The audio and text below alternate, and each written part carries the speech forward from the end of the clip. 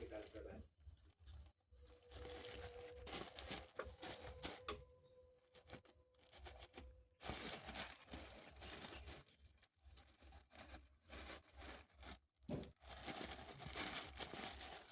Tulog po sa inyo, Sir Van.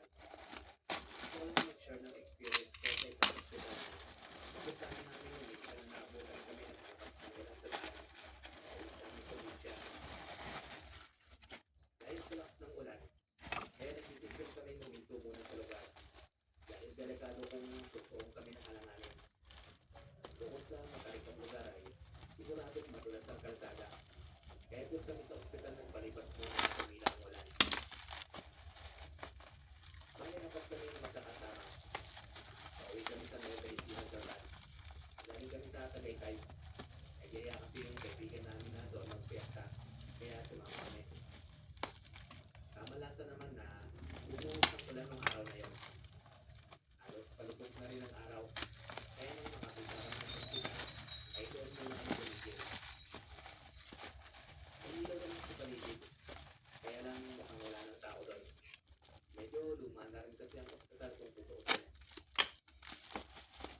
Ako nga pala si Eric Sola, 30 anyos.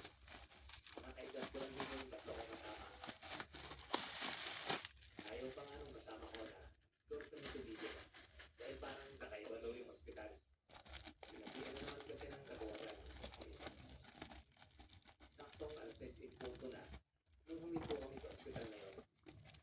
Ibinaba din namin yung ibang pwedeng magamit dahil malakas ang ulan, pati hangin.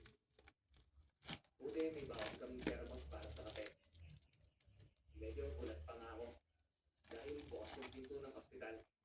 Pwede kaming gumamit ng CR kung nabutan man kami ng tao ng kalikasan. Parang lumalakas pa nga yung ulan nung nakasilong na kami doon. Wala man lang katao-tao sa paligid, kaya medyo creepy kung iisipin. Niyaya ko sila sa loob dahil bukas naman yung pinto. May ilang upuan din, kaya ayos lang siguro kung gagamitin namin. Sandali lang naman kami doon sa isip-isip ko. Medyo nakakabingi ang katahimikan sa paligid. Yung puhos lang ng ulan ang maririnig mo. Kaya kahit medyo kinikilabutan ako sa hangin, hindi ko na pinapansin. Pag sinabi ko kasi sa mga kasama ko, siguradong magyayaya nang umalis sa mga yon. Mga duwag pa naman din sila, Sir Van. Nang mga bandang 7 PM na siguro yun, Sir Van, nakaramdam kami ng gutom. Buti may cup noodles na dala yung isa kong barkada. Sakto naman yung init ng thermos para makaluto ng noodles para sa aming apat. Napansin namin na imbis na tumigil yung ulan, abay parang lalo pa yatang lumakas. Ganon din sa hangin, kaya isinarado namin yung salamin na pinto ng ospital. Makalipas pa yung kalahating minuto, natapos kaming kumain. Nakaramdam naman ako ng pananakit ng pantog, kaya nagpaalam muna ako sa tatlo na hahanap ng CR. Sir Van, pinigilan pa akong isa. Ang sabi niya, bakit daw lalayo pa ako? Eh pwede naman sa labas. Pinatukan ko nga. Sobrang tuwag lang kasi. Niyaya ko pa sila na baka gusto din nilang magpawas. Kaso wag na raw. Patila naman na daw yung ulan. Kaya sabi sa akin, bilisan ko na lang. Nagdala din ako ng flashlight kung sakaling mamatay yung ilaw. Pagtingin ko sa kaliwa, nakita ko agad yung CR para sa mga lalaki. Pumasok ako agad dahil hindi ko na kaya talaga. Sasabog na ang pantog ko. Kanya-kanya ang cubicle sa loob. Papasok ka pa ng pinto para hindi ka masilipan.